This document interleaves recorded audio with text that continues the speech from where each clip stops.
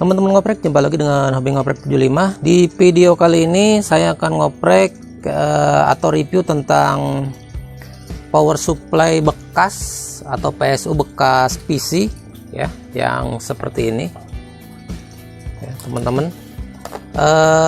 Kebetulan ini saya nemu di salah satu gudang, bahkan sudah teronggok, tertumpuk di bawah, lembab, dan mungkin sudah terkena basah. Mudah-mudahan tidak konslet ya.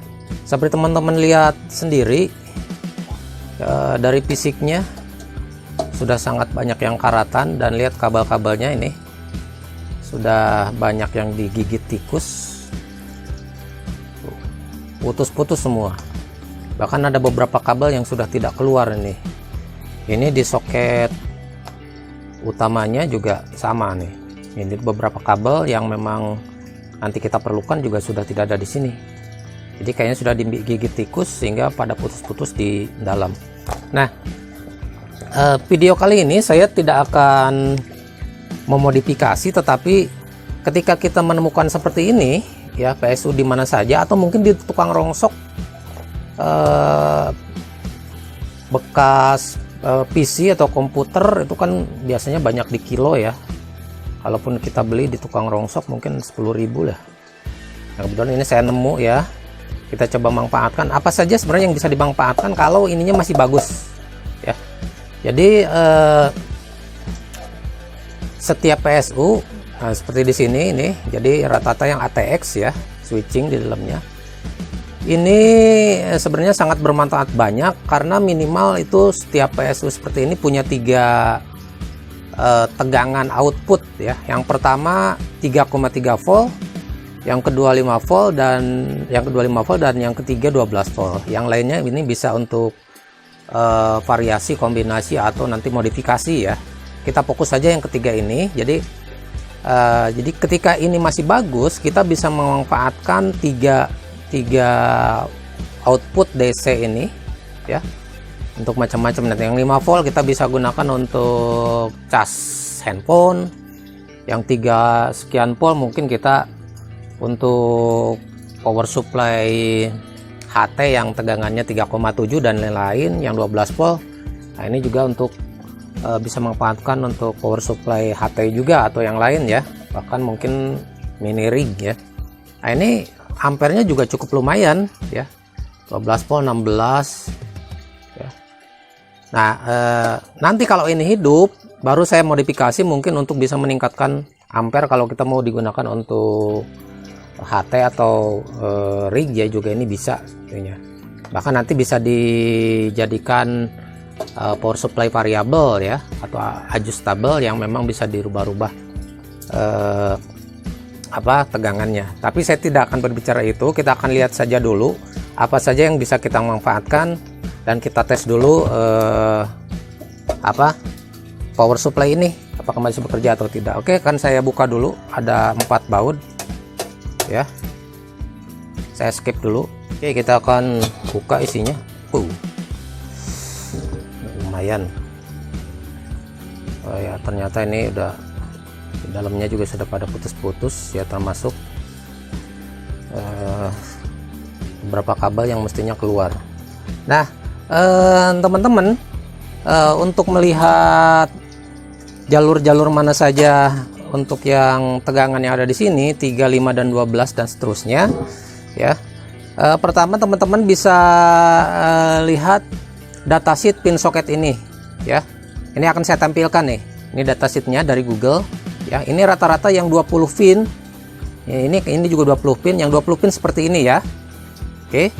Nah, kalaupun teman-teman misalkan susah ketika kita membuka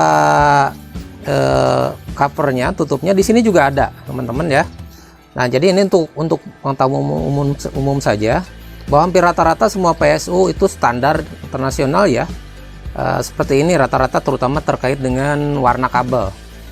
Yang pertama, ini di sini sudah ada keterangan. Ini kabelnya warna apa ya ini? Warna merah aja lah ya. Ini warna merah ini 5 volt, yang hitam ini ground. Jadi karena biasanya komputer memerlukan banyak soket tegangan ya. Jadi ini sebenarnya yang warna hitam sama ground semuanya. Yang warna merah itu 5 volt semuanya. Kemudian yang warna kuning itu 12 volt ya. Dan yang warna apa nih, oranye ya. Ini tadi merah nih, oranye ini 3,3 volt ya. Nah, jadi kalaupun teman-teman tidak punya datasheet yang tadi ini, nah di sini kita sudah lihat. Ini kalau kita tidak perlu seperti ini bisa kita solder, cabut-cabut, kita cukup satu-satu aja. Nah, kemudian ini masih untuk kipas ya. Kipasnya ini mudah-mudahan masih berfungsi. Nah, teman-teman, kalau teman-teman misalkan masih ada yang bingung bagaimana cara menghidupkannya, di datasheet soket tadi itu ada bahwa untuk menghidupkan semua PSU komputer itu ada kabel hijau. Jadi kabel hijau ini untuk menghidupkan, jadi ketika untuk menghidupkan PSU ini, jadi ketika arus AC-nya dicolokin, ini tidak otomatis hidup. Ini kalau ada ini biasa ditandai dengan kipasnya hidup. Nah, caranya adalah kabel hijau ini dikonekkan ke ground. Jadi ambil salah satu kabel ground, putus sama yang mana saja. Nah, kemudian kita hubungkan seperti ini. Ya, kalau ini masih hidup, ditandai dengan kipas memutar, berarti ini power supply masih bagus. Ya, oke, akan kita coba saja dulu. Kita masukin dulu ini ya.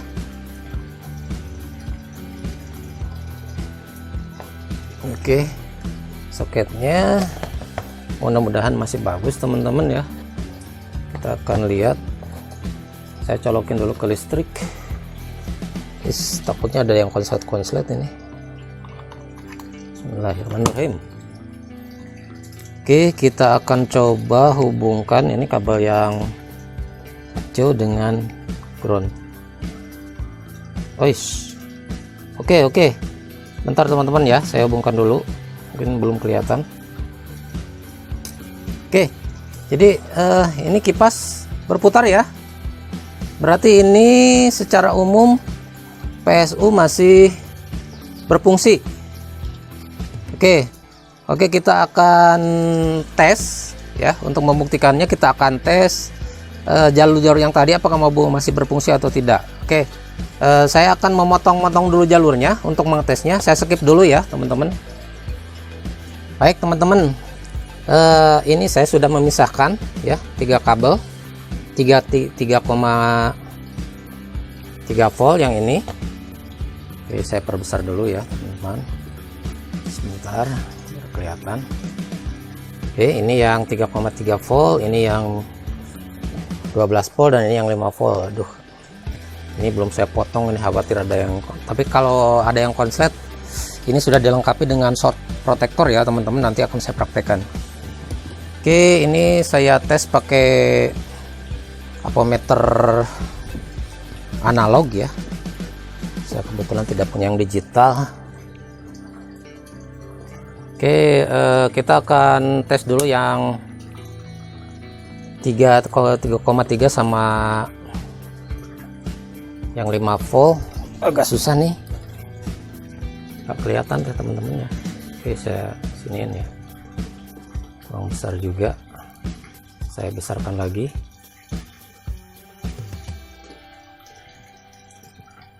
Oke, saya tes ke yang negatif, kemudian 3,3 volt. Oke, di sini terlihat 3,3 ya, jadi betul teman-teman. Mohon maaf ini kalau tidak kelihatan, ini silahkan lihat di jarumnya. Saya simpan di 10 volt. Kemudian ini saya tes yang 5 volt. Oke, pas juga 5 volt. Oke, sekali lagi seperti itu. Dan kemudian ini saya pindahin dulu ke 50 volt aponya, dan saya akan tes yang 12 volt yang kuning ini. Oke, di situ juga terlihat 12 volt pas ya, jadi akurat. Oke, seperti itu ya teman-teman. Jadi ini masih normal semuanya ya teman-teman. Teman-teman silakan bisa manfaatkan ini nanti untuk apa saja, dimodif ulang, minimal ini tidak merubah dulu apa-apa. tapi minimal memanfaatkan jalur-jalur 3,3, 12 volt dan 5 volt untuk keperluan sehari-hari atau bagi teman-teman yang suka ngebreak ya. Ini bisa dimanfaatkan untuk power supply HT atau mini rig, atau mungkin rig yang besar juga nanti bisa dimodifikasi ampernya ditambah memakai transistor MJ23055 ya. Nanti ke depan lah saya akan review. Dan bisa untuk ngecas HP ya. Ini bisa dipasang soket USB nanti. Oke, itu ini sudah normal semuanya ya. Kemudian saya akan sampaikan tadi bahwa ini setiap PSU ini dilengkapi dengan short protector, artinya keamanan kalau ada terjadi konslet ya. Jadi kalau terjadi konslet, PSU ini akan mati sendiri. Nah, teman-teman lihat kipasnya masih menyala. Kemudian saya akan shortkan ini salah satu kabel yang 12 volt ke ground ya. Apa yang terjadi? Oke, ini saya sudah shortkan dan kipas berhenti. Nah, bagaimana cara menghidupkannya lagi? Jadi kabel yang hijau ini nanti teman-teman pasang saklar ya. Pasang saklar ini untuk menghidupkan. Kalau di komputer kan biasanya dipijit ya, itu baru hidup. Nah, ini juga ini dilepas lagi, di saklarnya di off kan lagi, kemudian teman-teman konekkan lagi atau on kan lagi, sehingga nah ini akan hidup lagi seperti ini ya. Jadi di situ kelebihannya kalau ada short ya, ini otomatis akan protect ya, atau akan mati sendiri. Saya ulangi sekali lagi, saya jumper ini ya. Nah, terjadi short dan kipas mati ya. Ini tinggal kita off kan dulu dan kita on kan lagi seperti ini. Ini hanya teorinya ya, untuk teman-teman yang nanti akan memanfaatkan PSU. Saya kira banyak ini di rongsokan. Jadi kalau PSU yang lain kan pada mahal-mahal, teman-teman silakan bisa cari yang bekas-bekas, tapi manfaatnya sungguh luar biasa ya, dan sangat banyak sekali ya teman-teman. Ke depan mungkin saya akan memodifikasi yang bisa diajus ataupun untuk keperluan-keperluan yang lain ya, dimodifikasi. Saya kira itu saja ya reviewnya teman-teman untuk PSU bekas, bisa dimanfaatkan untuk adaptor atau power supply berbagai jenis kebutuhan sehari-hari, atau mungkin teman-teman yang suka ngebreak bisa dipakai untuk power supply HT atau rig atau mini rig. Mudah-mudahan bermanfaat untuk teman-teman sekalian dan terima kasih.